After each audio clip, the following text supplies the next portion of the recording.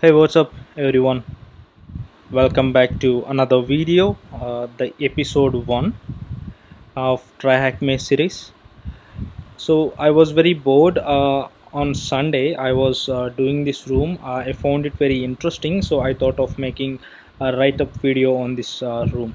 So, today is 13th April, the time is around 9:18 pm. So, I was recording now. So, as you can see here, the machine is up and running. All right, let's keep that one aside. Let's get into the introduction. So this is Ollie from TryHackMe. If you don't know what is a TryHackMe, basically it's a platform for cybersecurity beginners especially. So if you are a professional hacker, you can go and check Hack the Box. But if you are a beginner and want to learn cybersecurity, it is a very good platform for you. So yes, meet the world's most powerful hacker dog. Okay, so Ollie Unix Montgomery, right? The infamous hacker dog is a great red teamer. As for development, not so much. Rumor has it, Ollie messed up with a few of the files on the server to ensure backward compatibility. Take control before time runs out. Okay, so please allow up to 3 minutes for the machine to boot. It's already 8 minutes since the machine is running. So I think it is fully up and running. So let's go back to our terminal. So yes, here is our beautiful fish terminal, friendly interactive shell, what I call.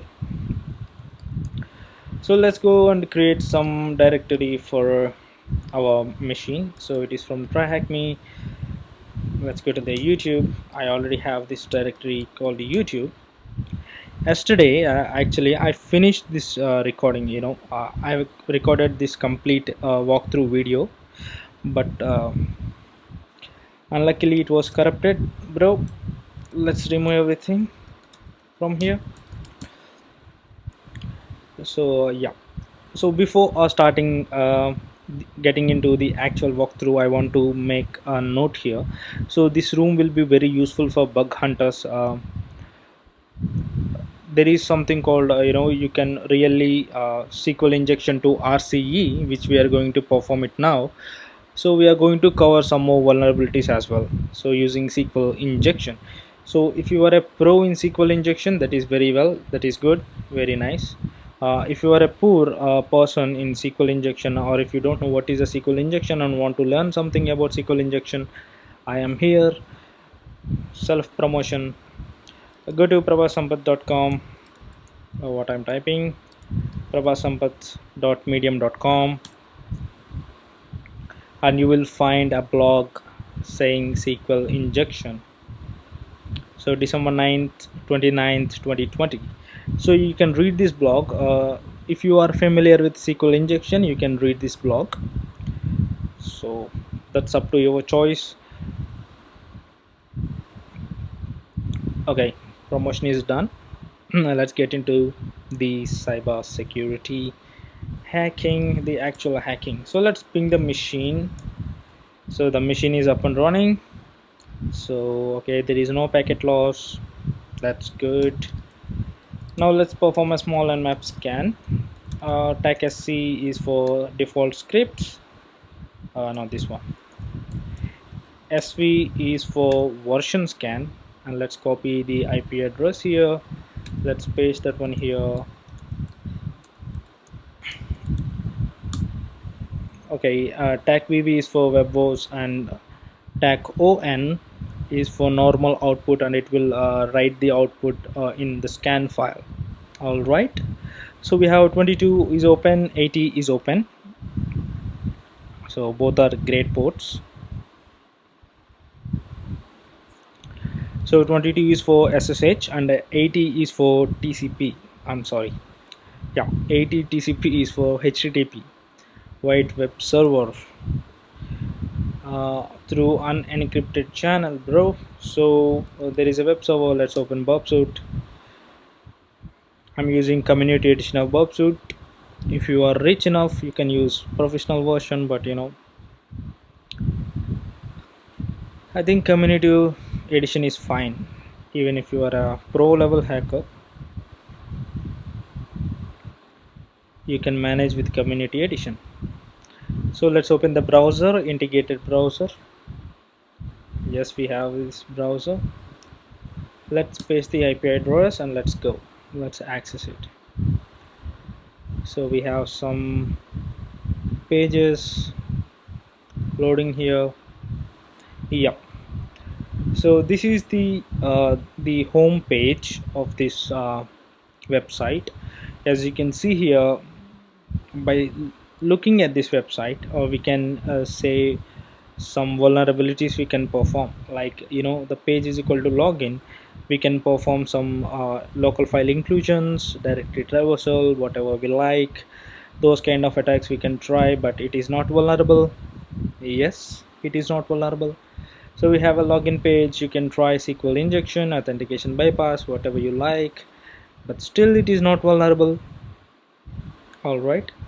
And then when we came to the bottom here, you can observe that it is PHP IPAM IP address management version 1.4.5.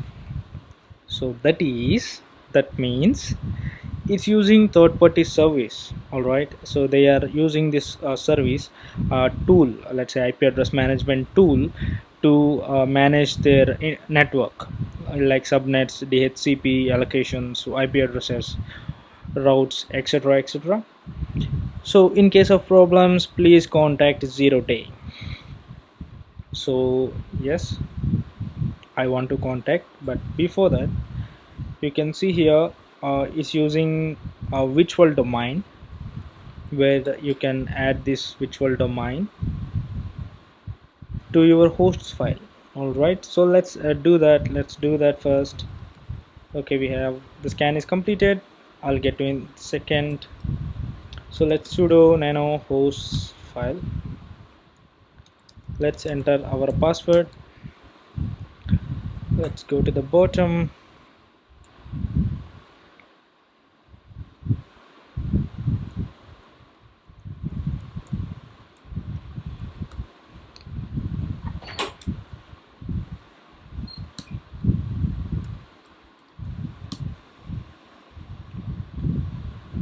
Okay, now let's sublime scan dot. Okay, so it is in a plain text. Let's set the syntax to bash. Yep. Okay, the port 22 is open, running SSH, open SSH 8.2 p1, and the host, the remote host, is running on Ubuntu. All right, I think this is the latest version. Okay, no worries. 80 is running HTTP service, the Apache HTTPD 2.4.41 version. It is also latest version, so nothing here. And we have robots.txt, and we have two disallowed entries. Okay, but you can go and check this directory, but it will just redirect you to some random YouTube video. All right, so nothing to check here. So let's perform the another scan using rust scan. I want to make sure any other ports are open, so I'll use rust scan to perform a full port scan. You can use nmap as well, but the nmap is very slow, right? So rust scan will start with 100 ports per second. So -b is the batch size, so it will start at 100 ports per second and it go to 1000 ports per second. So that is way faster than nmap. That's why I'll use this. As you can see here, 1337 is open. All right, so let's perform nmap scan as well. Nmap,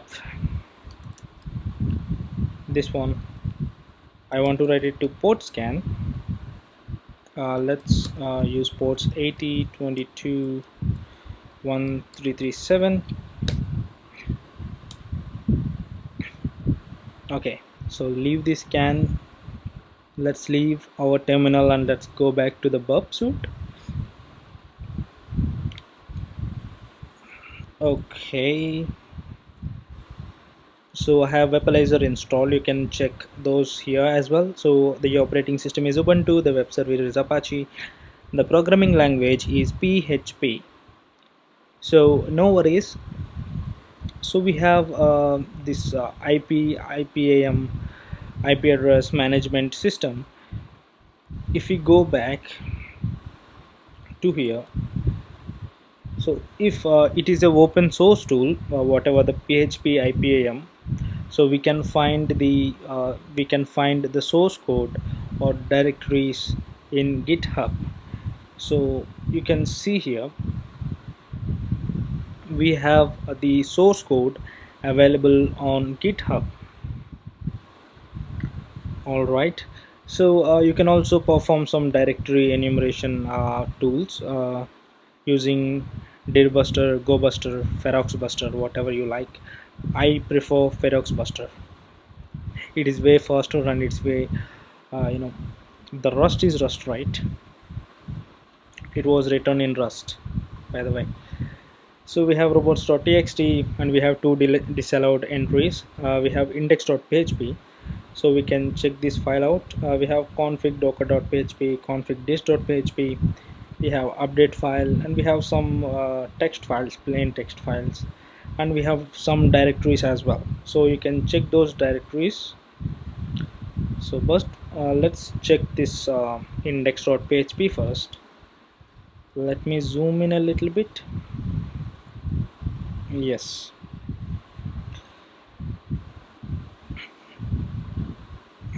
so look at here, ladies and gentlemen. So we have seen that the page parameter is equals to login. So this is where the website is redirecting us to, right? So if it is equals to the parameter page is equals to login,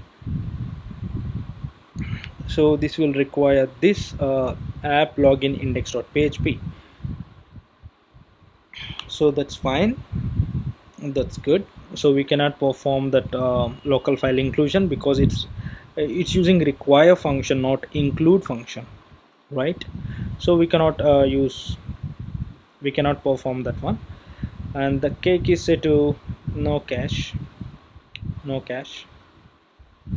Okay, so no worries here. We have db directory, which is very important to check. So let's go and check that directory. So let's go to the db, and we have some files here. If you are a bug hunter, you can report this. Hey bro, the directory indexing is enabled. So you know, so let's download this schema.sql or SQL, whatever you call, and let's open this file in Sublime Text. I don't want to waste much time on this file, so let's go to the users. Yes, so the dump of table users. So whenever we are configuring the first time, so if there is a username, I mean table name the users, so it will delete it first, it will drop the table, and then it will create a fresh new table with these columns. All right, after that one it will insert some values into this users table. So the username is admin and the password is some random string. So let's turn on the word wrap for a second. So let's copy this string. Let's go back, let's go and open some cyberchef. Yes, so by looking at this string, so we can say that it is a hexadecimal, I'm sorry, hex, in the hex format. So what we can do is we can drag this from hex to here. Let's paste the string here, and boom, so it will convert that hex string into a text. So we have this text here, so which is very important to learn. This is a salt, hash plus salt, so which is encrypted in sorry, not encrypted, so which is hashed in SHA 512. Encryption and hashing is are both are different, right? So this is a hash of 512 hash. So as you can see here, this $6 rounds is equals to 3000 indicates that it is hashed in 3000 times. And we have some salt. Salt is just a random number of, I'm sorry, random set of characters added to hash to increase the integrity, and then it is the hash. All right, so there is nothing to showcase here, anything. I think that's it. Now let's go back to that port scan file. So let's set the syntax to bash. Now it is somewhat readable. So we have a port called 1337.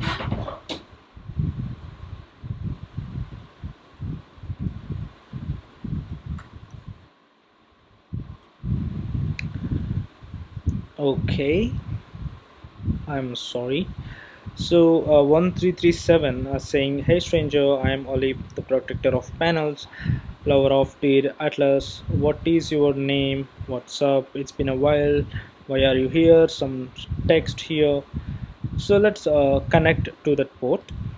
So where is the terminal, bro? And see, I'm using netcat. You can also use telnet if you want. Telnet Ollie's house, THM and 1337.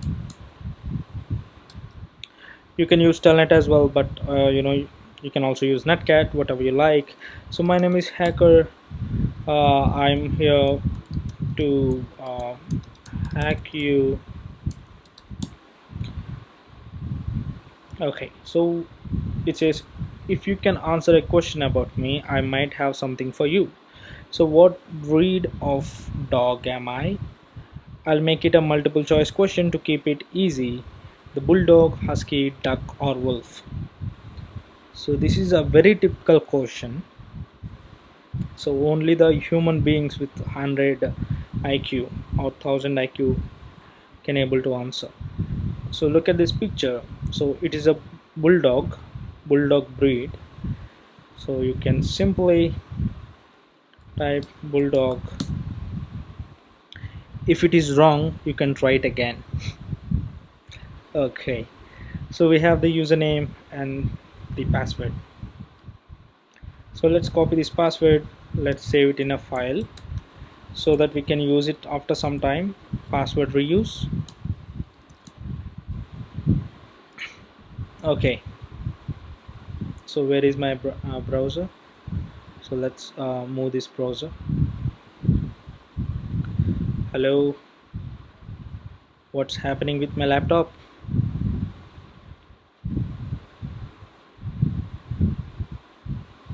Array? Okay, no worries. Let's go back. uh, the username is admin, the password is this, and if you click on login, it says login successful and you are in. So that's fine. If you are a bug hunter or if you are a professional, you can go and check the whole application manually. Why it is taking so much time?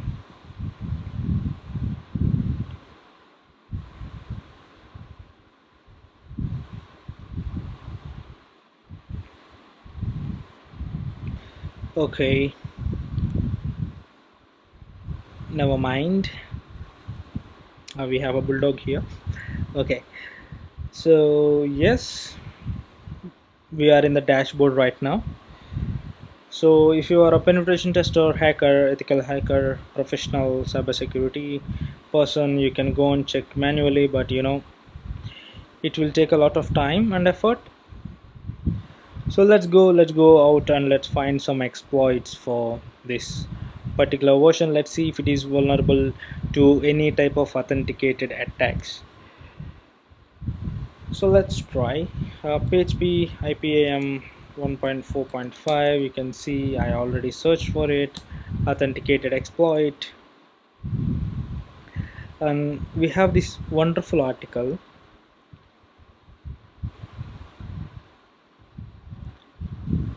uh, saying, yep, I'll show you. This is very funny. So it says it is vulnerable to SQL injection. The affected version is 1.4.4. It was fixed on 1.4.5 version. So basically this means uh, there shouldn't be a SQL injection in 1.4.5, right? But to be funny, uh, okay, it was fixed on 2022. uh, so 1.4.5 is still vulnerable to SQL injection. Yeah, the same place. So you can follow this proof of concept steps to reproduce. So it is vulnerable 1.4.5, this version. So so let's click on here.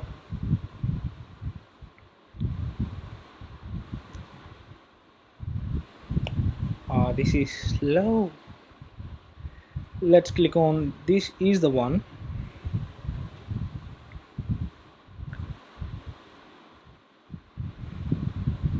Again slow. Let's click on actions, and then we have subnet mapping.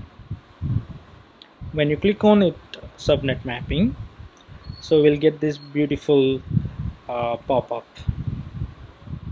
So this is the input. This is the field, search field, which is vulnerable to SQL injection. So if I add a single quote here, it will show us some sort of error. Please enter at least 2 characters. So if I add a slash here, same error, right? So if I add a star mark, or the wildcard, whatever, so it says no subnets found. That's it. So I think this is vulnerable to SQL injection. So basically this is used for comments, right? Yeah, so let's check it manually again. So let's use a single quote.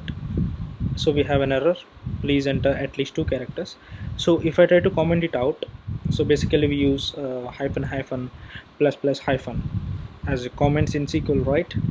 So if I use this, this says no subnets found. So if I say order by 100, it still says no subnet found. So this means our query is not perfectly balanced. So if I remove this single quote, and if I add double quote instead of it, so we got a SQL error, right? SQL syntax error showing that bro, this input is not properly sanitized, and we have a SQL error. So let's use a hash instead of that one. Yeah, now it says unknown columns 100 in order class. So let's find the number of columns here. There is no 5 columns. Let's go for 4. Let's see if you have 4 columns. Yeah, so there is no error. So this represents there are 4 columns in the table, whatever table it is using. We don't know the table name yet, so but there are 4 columns. So let's use union statement here, so to join the previous SQL query and now SQL query. So select 1 comma 2 comma 3 comma 4, because we have 4 columns. Yes, we got some output here, says 1 by 3 and 4. So to check these are legitimate, we can use hi please subscribe. Yep. So these are legitimate. We can perform SQL injection here. So please subscribe. So these are vulnerable columns. Basically, whatever the column is printing in the website, they are called vulnerable columns, right? So we have three vulnerable columns. We can perform SQL injection, but that is not required here. So we already have the whole SQL, I'm sorry, schema with us, right? So we have that schema.sql before. Where is it? SQL schema. Okay, yeah, this whole SQL schema with us, so we don't need to check the database again. But this is the important point. So if the user of the particular database have some privileges, then we can perform remote code execution on the remote host. So let's find out who is that lucky user. So let's use user function, and then he is the user of the current database. So from here I'm going to switch to the SQL map. So let's go back to the Bob suite. Let's scroll down a little bit. I think this is the request I'm working with. Yeah. So let's decode it from URL and code. So in Bob suite, if you want to decode anything from URL and code, you can command shift U, or in Windows I think control shift U. You can change anything you want. I just want to make it as a string, maybe. Right, no subnets found, that's fine. Let's copy the whole request. Let's go sublime text SQLi.txt, so which is for SQL injection. So let's use SQL map because this is a post request, right? That's why I'm saving the whole request in a text file or in a file, and I'm calling it with the R function. So let's use the batch argument to use default options. I think we don't need it actually. So the SQL map is running. So the test shows that post parameter subnet might be injectable. Possible MySQL database. The DBM is MySQL, and we are still working on what type of so to what type of injection it is vulnerable. Alright, so according to our knowledge, it is vulnerable to stacked queries. So because we have used that union select queries, right? So it is vulnerable to that queries, but it also says it is vulnerable to boolean based blind SQL injection, error based SQL injection, and then we have, yeah, so now we have stacked queries comment injection. If you don't know what all these injections are, you can go to my blog, you can read there. So if you don't find it useful, there is a website called Security Idiots. It's an actual website, right? You can go there and you can learn some SQL injection stuff. Not only SQL injection, their content is very good, very awesome. So we have 5 databases: default database, default database, default database, default database. So we only have the one database left. So PHP IPAM, so that's fine. So this is not our main motto. So let's check the privileges to see what type of privileges does the user have. Ooh, look at this. Root at the localhost. There is a user root at the localhost. He is the administrator. He has all the privileges. But we are PHP IPAM Ollie at the localhost. he is also an administrator and he also have the all type of privileges. So let's go down. So these two are very important for us. You can see here, you can scroll down. So we have alter privileges. So this user can alter any sort of data in the database. He can alter users, the permissions. He can create a database. He can clone the admin. He can create a role. He can create a user. He can delete everything. He can drop tables. uh, he can do anything literally. And also he can read and write files in the system, and also he can execute the commands in the system. So it is very important to check the privileges whenever you find a SQL injection vulnerability. So okay bro, that's very good. So what I was okay, so how can we read files bro, how can we write files? uh, yeah, we can do that. Let's go back to the bub suit. I will show you one example. Okay, yeah, this is the query, right? So let's decode it from URL and code. So let's remove this user function. Let's use something called load file, and in that load file let's use etc passwd. And if I send this request to the server, and then the server will respond with something. Look at this. This is the passwd file. Local file inclusion bro, reading sensitive files in the system, right? uh, yeah. So you can see here, so how it is useful bro.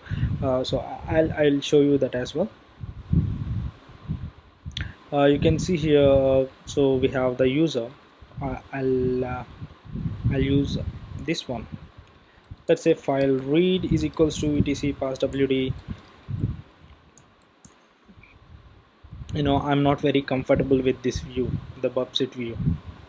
So I'll download that file in my system, and I'll open that in Sublime Text and I will show you.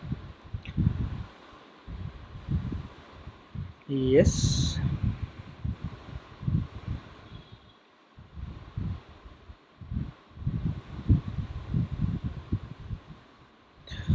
So that file is stored in this path. So let's Sublime Text to this path. So let's set the syntax to bash. Okay, so let's syntax to markdown. Okay, that's fine. So no worries. As you can see here, this is the passwd file. We have a root user uh, with a bin bash terminal. So let's find the users with this bin bash terminal. So we have only two users with the bin bash terminal, right? So the Ollie is a user with the bash terminal. We can also see the home directory for Ollie. So what we can do is we can really read his SSH file. So let's go to home Ollie .ssh id RSA.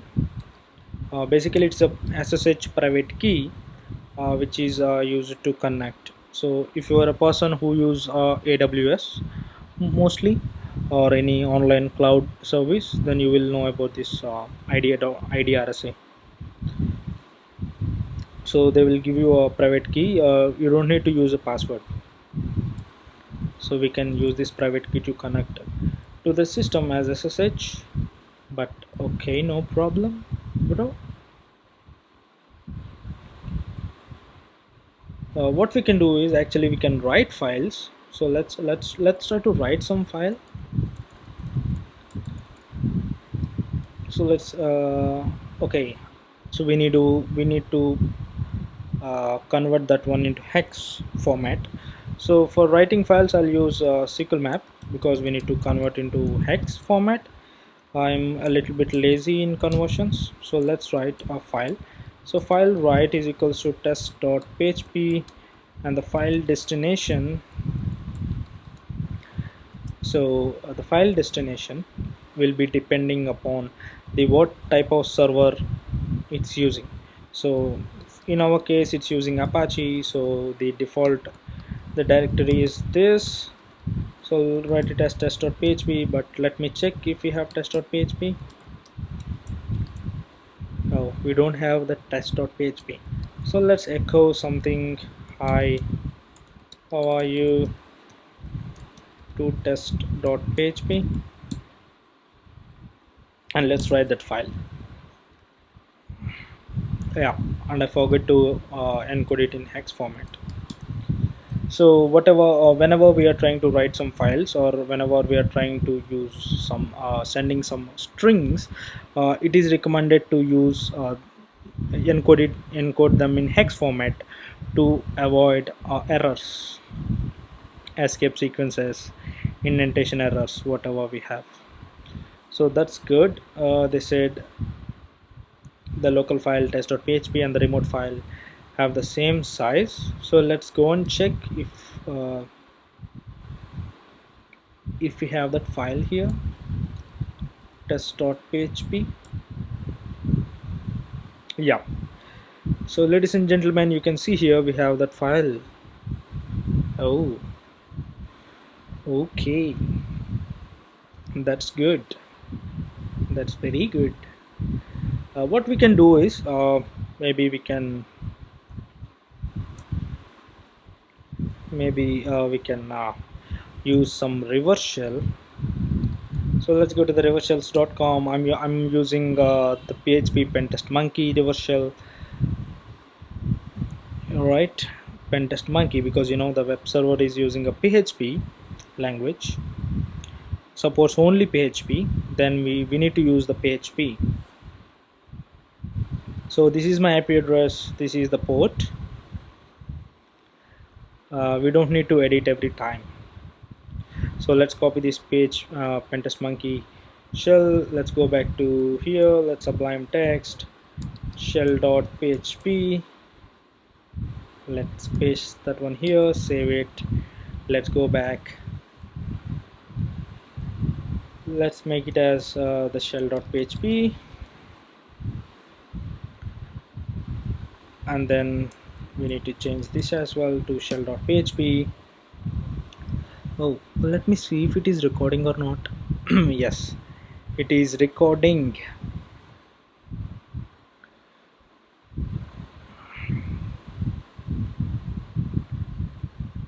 So we need to turn on the we need to create a listener as well. So I'm using Poncat. You can also use Netcat. Poncat is a fancy reverse shell. You can go and check the John Hammond's video. It is very good, right? So let's exit this one, we don't need that anymore. Let's go back here, it's shell.php. So it's still loading, still loading, still loading. That means we have the connection. Yes, we have the connection. Let's hit Control D here, and now we are in the system. Let's go to the Apache the server page, www.html. You can see here config.php. let's get that config.php. I don't want to waste your time much, so I'll show you what I want to showcase. So we have some password here. This is the username of the database, and this is the database user password. You can try with it, but nothing works. Let's go to the home directory, and we have a single user, Ollie. Let's log in as Ollie, but we don't have the password.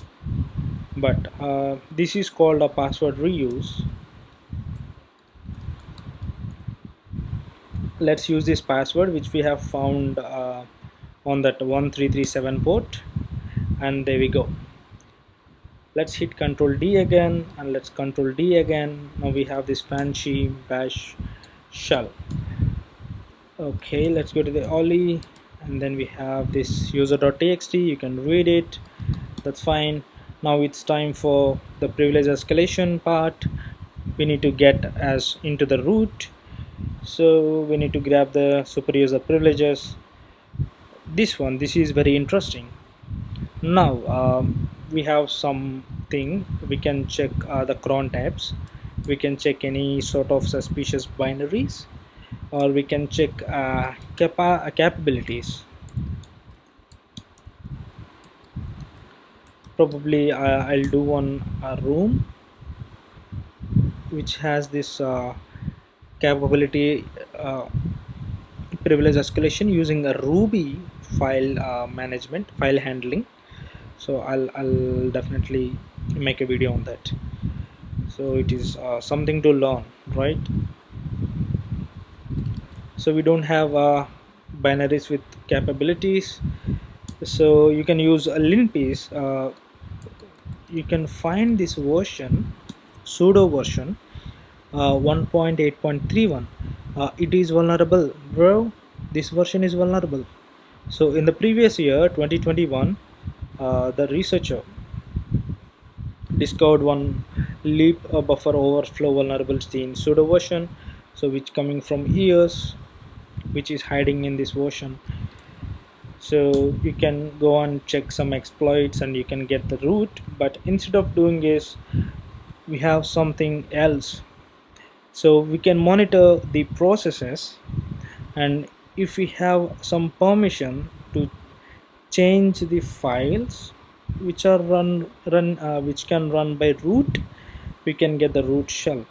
So yeah, that is very confusing. So let me go back and upload some binary called linpiece. I'm sorry, not linpiece, pspy.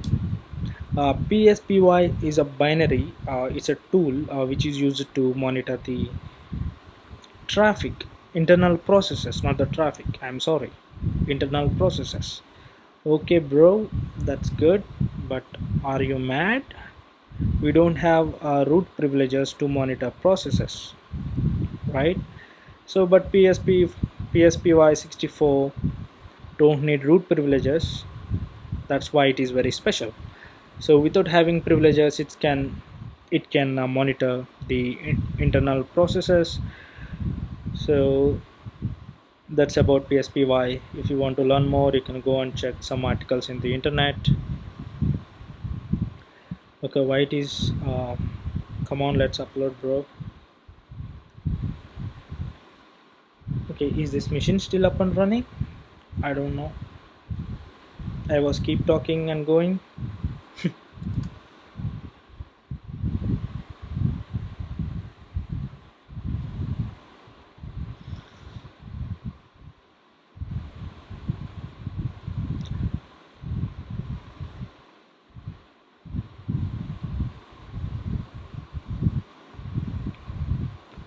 Okay, how much time did we cover? 1 hour, I hope. Come on, expiry time. Oh yeah, 1 hour. Probably I'll trim this video for sure, because I need to upload it in a 4K bro.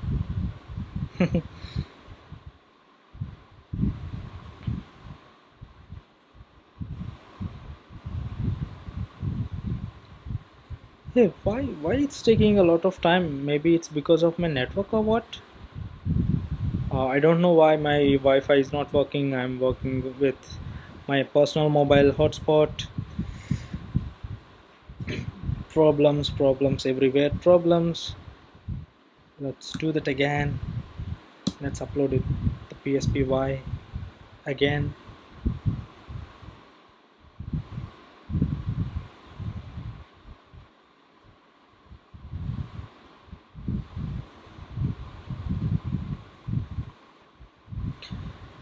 Okay, let me change my connection. Let's see if my Wi-Fi is not recorded from here. So I'm talking about the PSP. pspy64. So let's go to the home directory. We can use cd command to get into our home directory. Now let's upload that the pspy whatever. I think it's recording it now. So let's upload PrivEsc privilege escalation, and then we have pspy64.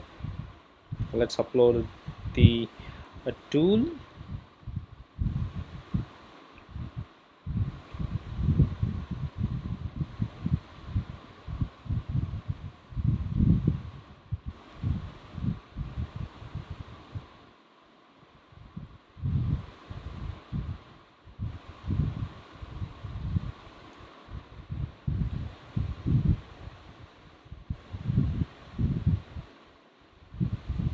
Okay, why it's not uploading? Yeah, it's uploading. Please please work this time. This is the 10th time I'm recording this video. I was bored. I just want to show you that SQL injection to local file inclusion, the accessing the sensitive files, and then the to RCE.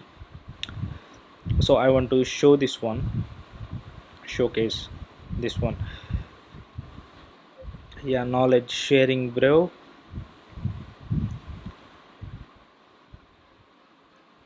Yeah, thank you so much. So now let's change the permissions of this file. Let's executable. Now let's run this one. This is watching directories usr temp act home where opt recursive and non-recursive. So this tool will watch the processes that are running on usr temp act home where opt. Yep. So you can see here we have a couple of processor running. So we have apache server running, right? So we have a website running, and we are running the pspy right now. The user id is set to 100, sorry, 1000. So probably the Ollie is running this pspy 64 binary, and we have some sort of processes. I don't know, I'm feeling some sort of lag in my system, so I'll directly get into the point. So you can see here we have a feed me binary with the user id is set to 0. So let's go. This is a suspicious binary. Let's see if we can do anything with it. So we don't know where it is, so let's use varies command to find the exact location of that file. So this one is in usr bin feed me. So let's lslsa that one. Look at the permissions, bro. The owner of the file is root, good, but the members of Ollie group can read and write into that file. So let me show you that one. So my group id is Ollie, and I'm belong to this Ollie group, right? So I can write into that file. So let's nano that usr bin file. uh, I can use feed me. So if you want a proper root, you can use a reverse shell here. So but I don't want a proper root. I just want a flag. I don't want to make any persistence here. So what I'll just do is I'll just do some modification in the permissions of some file, the bash file.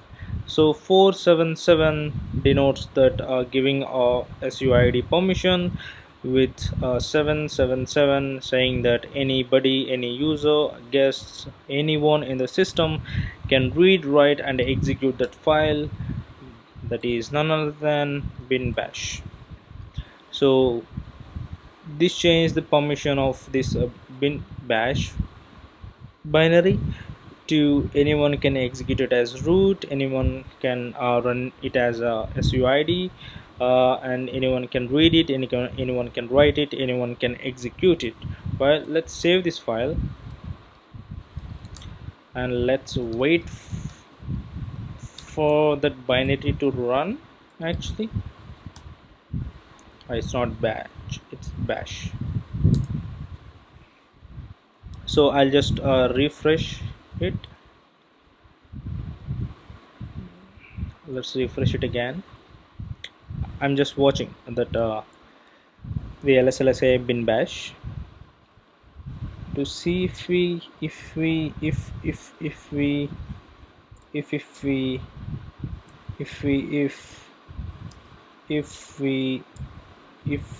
okay.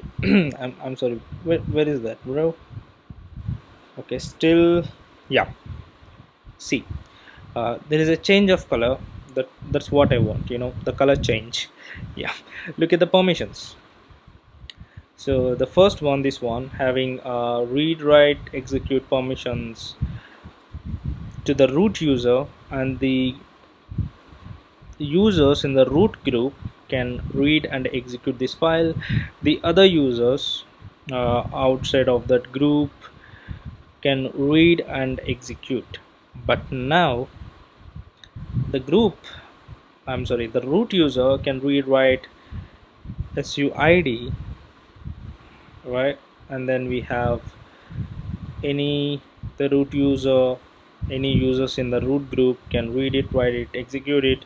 Or other than the root and the users in the root, anyone can read it, write it, execute it. So let's use this vulnerability. If you don't know what I am doing, you can go and check that GTFO bins for this kind of simple privilege escalation techniques, but it's very easy. So bin bash -p is used to elevate our privileges. So if I hit enter, there we go, we are root, bro. So let's go to the root directory. Root, we have root.txt. Okay, Ollie loves chicken fries. So that's it for this video. I hope you have learned something new, something interesting. Yeah, so if you like the video, please subscribe to my channel, or you can share this video as well with your friends. So if you don't find it useful, please let me know in the comment section why you decided that one. What is your opinion on this video? So yes, and also I want to showcase another thing. So let's go to the var directory. We can see here we can include files, right? Yep, files. So if we can do that, if we can read logs of that Apache, maybe we can try to achieve a reverse shell connection Apache, right? What I am typing, Apache 2. So okay, let's see what do you have. Okay, so look at here. Any user, I think I'll make this as a separate video. So if it is possible, I'll make another video, SQL injection to uh, file inclusion to log poison to RCE, remote code execution. So if you don't have that file write permissions, so if you find that you cannot write that file, so in that case we can use this log poison to get the RCE, remote code execution. So that's it. Here I'll stop this video here, and I'll try to make another video right now. So I'll start the recording right now, bro. So yep, thank you so much for watching. Keep learning, keep hacking, and keep growing. Okay, where is the stop button?